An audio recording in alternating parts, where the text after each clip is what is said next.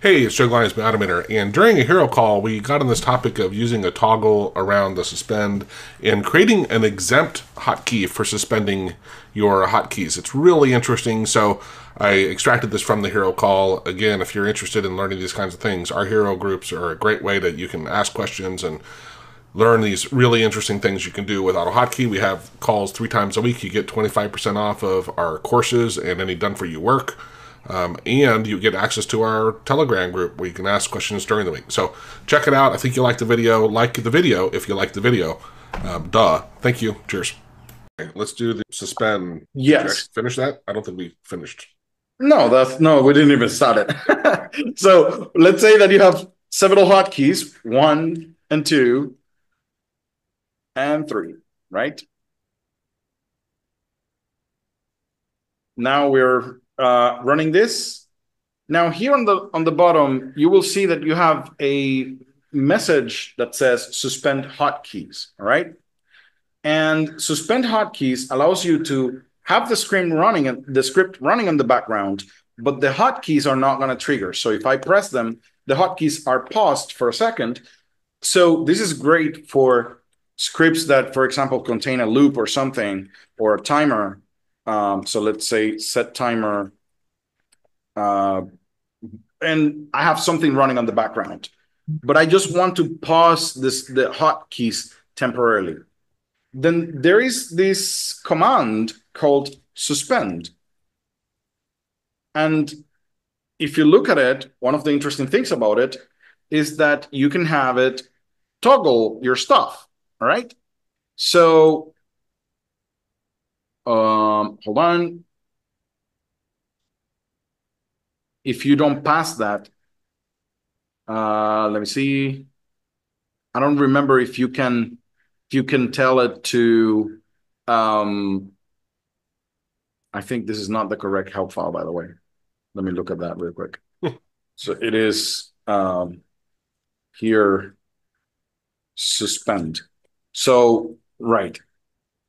The correct, I think if you don't say this, if you don't do that, the default action should be toggled.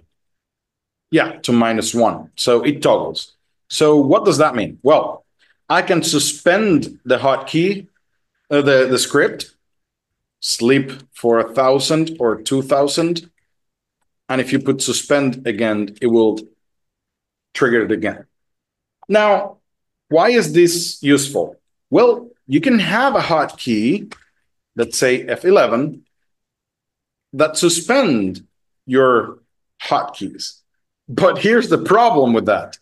When you press F11, all your hotkeys are suspended. So now F11 doesn't work to unsuspend the stuff. So let's test that. So right now, all my scripts are there. I can press F1. I have a hotkey, F2, F3, that they're working.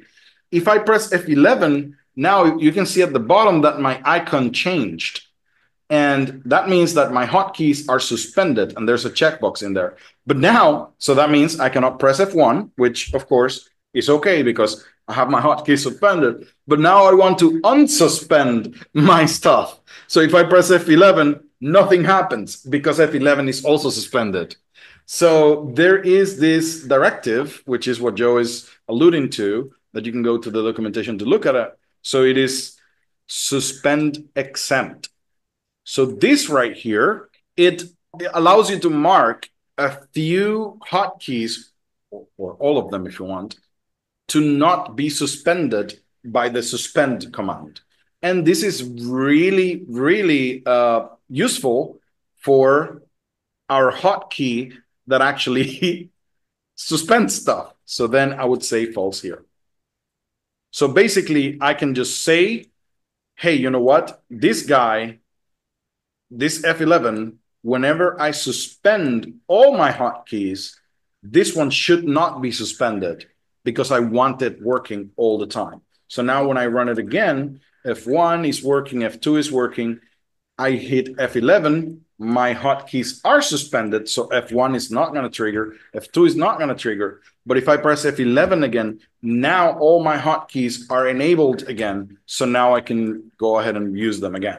So it's a very useful directive for keeping that one hotkey out so that you can toggle the hotkeys on and off without stopping your script. Again, if you have a script that has a GUI or that has some loops or timers on the background and it's performing stuff, you want to stop the hotkeys from working temporarily, but you want your script to continue working. You want to still use your GUI, which is not the same when you pause the script. Be careful. Whenever you pause the script, all your loops and GUIs, they stop. You cannot use them, but you can still use all your hotkeys. You see what I mean? So pausing a script and suspending are two different things. Suspend only is a behavior for hotkeys and hot strings, by the way. So if you want your hot strings to be temporarily paused, you can use the suspend command too, to just pause them temporarily, and then you can come back to it. But the pause here has to do with the threads, loops, GUIs, stuff like that. But they do not stop your hotkeys from working, right? Any questions on that? You can raise your hand in Zoom if you have any questions. That's easier